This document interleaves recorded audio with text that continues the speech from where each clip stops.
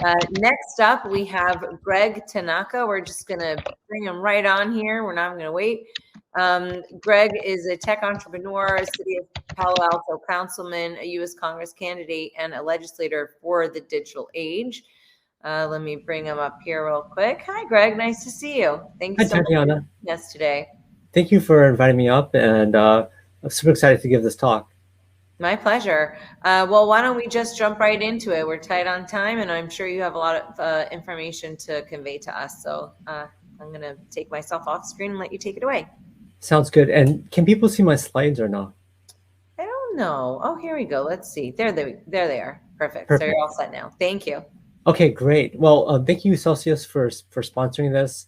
So I'm here to talk about crypto regulation. I know a lot of people think about the technology, and very few people think about the legalities and the regulations that go around it. So I'm going to give you kind of a quick whirlwind of all of that. And here's a bit about me. So I'm running for Congress in District 16, which is from Pacifica all the way down to the San Jose, Santa Cruz County border. And I'm running against, and the big reason why I'm running is because I'm running against a 80-year-old anti-crypto incumbent. I believe crypto is the future, and we want to enable it, not hinder it. And I also am a DeFi entrepreneur, so I have a protocol on Mosaic.finance. And so you guys can learn more by scanning my QR code. So you guys may not realize that, but crypto is under attack. So in the Infrastructure Act that passed last November, essentially it's a very big spending infrastructure bill, and what it essentially does is makes everyone a broker. So this is a pretty big ramification. The reason why it was snuck in there is because it's a pretty large bill. It's $1.2 trillion, and in order to pay for this, they're looking for people to pay for it, different groups. And one group they thought wasn't quite paying their fair share was the crypto people. And so in order to make sure that everyone needs to report or is properly reporting their income from crypto, they essentially made everyone a broker. So we have broker-like disclosure requirements. And so this made a lot of news. The industry got kind of in an uproar. There's some pushback on this, but unfortunately, despite all that pushback, the bill passed as is. So essentially, what this does is it requires everyone to report their counterparty, right? So imagine if you're mining Bitcoin, you have to report who in that block that you're mining, like their real name, their social security number, their address. You have to report everyone that's in that block. Or let's say you're selling an NFT. You also have to report the real name, social security number, address of everyone that was involved in that transaction. And by doing this, by getting everyone to kind of rat on each other, the IRS essentially is able to know who has and who hasn't paid their taxes. So that was a big idea behind the infrastructure bill, was basically getting everyone to report everyone else so that there's no chance that someone had made some sort of gains and didn't report it. Now, the big problem with this is that it's crazy impossible to do. And there's a lot of detail here, and I only have 10 minutes, so I can't dive into too much detail. But here's the key section. So it's 80603. And basically, it makes everyone have to issue 1099s. And the big problem with this is that it's impossible to do. By the nature of the blockchain, of Bitcoin, of Ethereum, you don't know who the counterparty is. You don't know who is on the other side, right? You only have a wallet address. So you don't know the real name. You don't know their social security number. You don't know the real address. So it's basically impossible to comply with. Now, this could be complied with if you're a centralized exchange, but in the DeFi world, this is pretty crazy hard to comply with. And so essentially, it makes everyone here a felon, right? Anyone and everyone in crypto a felon.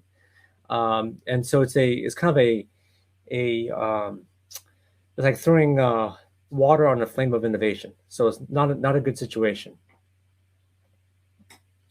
And so what the penalties are, and it's pretty severe, is if you don't file properly in a timely fashion on who the counterparties are, which in many cases is impossible to do, you essentially face a 5-year prison sentence, right? So it's a felony plus a fine. And there's more detail here, but I'm not going to get into it. And I think this is recorded, so you guys can look at it in more detail later. And so the issue we have here is, I think the idea behind what Congress is trying to do was, make sure that no one's cheating on taxes, and no one should cheat on their taxes, right? We don't want people to cheat on taxes, but it shouldn't be something that's impossible to comply with. By the nature of crypto, all the transactions are anonymous, they're pseudo-anonymous, they're tied to some sort of wallet address, but you don't know who they actually are. So it's basically impossible to comply with. And unfortunately, this is law.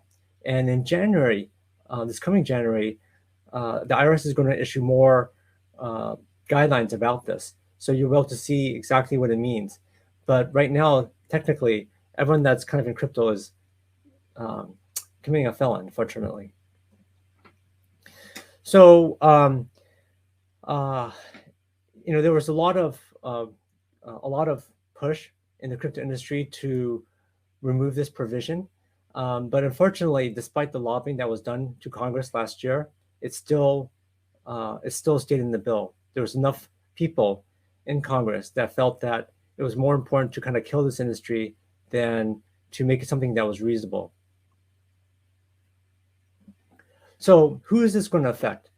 Well, it means network validators, miners, software developers. So like if you're a DeFi developer like me, you're supposed to report who are the people using your Solidity contract. As you guys can imagine, that's crazy impossible to do. You have no idea. That's not possible. So it's a pretty screwed up piece of legislation. I think the overall infrastructure bill is not a bad thing. The country does need infrastructure, but the way they're trying to pay for it through crypto is not right. There's also a lot of other KYC, anti-money laundering provisions that are in the bill, and so it just makes it very difficult to comply with. And here's a quick example.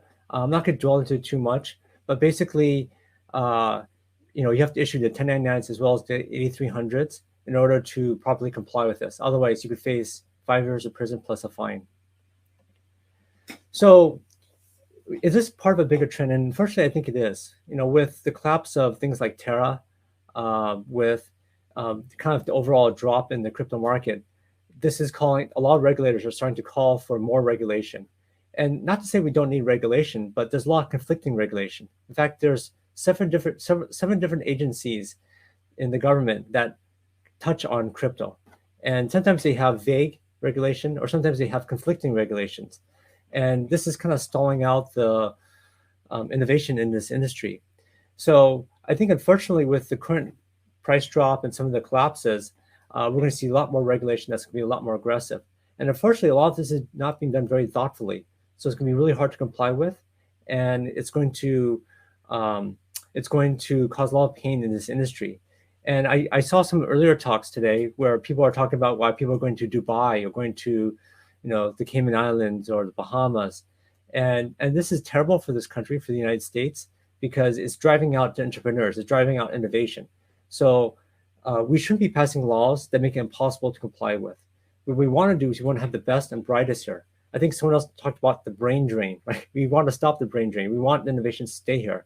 I personally feel that crypto is where the internet was in 1995. It's just emerging. So we shouldn't be quashing it right now. So my platform here is, I think we should roll back the anti-crypto regulation, and you can see more detail if you just scan this QR code. I think we need to centralize the crypto regulations. We need to, instead of having 7 different agencies, it should be kind of centralized so we know what's supposed to happen and it's clear and not conflicting. I think we should explore what El Salvador did in terms of legal tender for crypto. And right now, if any of you guys done your taxes in April, it's crazy hard to calculate your taxes. I put my wallet address in 8 different online accounting tax programs. I got 8 different answers, and some of them vary by like 3-4x. So it's not a good situation. It's very vague and very hard to comply with. And so I think, just as we did with e-commerce, when e-commerce first started out, we had a couple of decade tax holiday on sales tax for e-commerce. It allowed the industry to grow. And then once we figured out actually how to properly do sales tax, then we had a sales tax for e-commerce. I think we should do the same thing with crypto as well, is we should have a capital gains tax holiday until we figure this out. allow the industry to flourish. I have lots of OGs that are backing the campaign, and we also formed a DAO. So I think we're the first campaign DAO. This gives more transparency to how the money's spent. It allows participation as well as build community. So you can see some of the NFTs that we have, and you're welcome to go to the DAO website to learn more. And here's my Telegram. But what I'll do is I'll put my contact information in the chat, and welcome to have questions. So thank you guys so much for the opportunity. That was great, Greg. If I was in Palo Alto, I'd vote for you.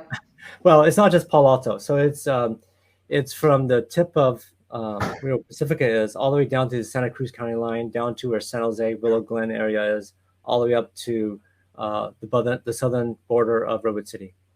Oh, okay. Well, thank you very much, everybody. Please make sure to connect with Greg, find out a little bit more. These are scary times, and we certainly need to have the education to, I don't know, fight the power, if you will. Yeah, well, I don't want to see more entrepreneurs leaving the United States. I think it's terrible, right? I see such a flight of talent out.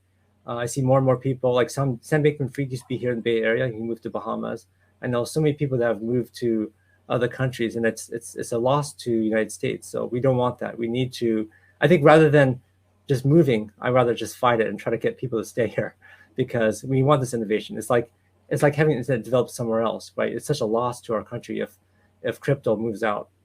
Absolutely. I agree with you. And looks like you already got a vote in there. So please make sure that you go into the live chat section, connect with everybody. There's some networking opportunities available.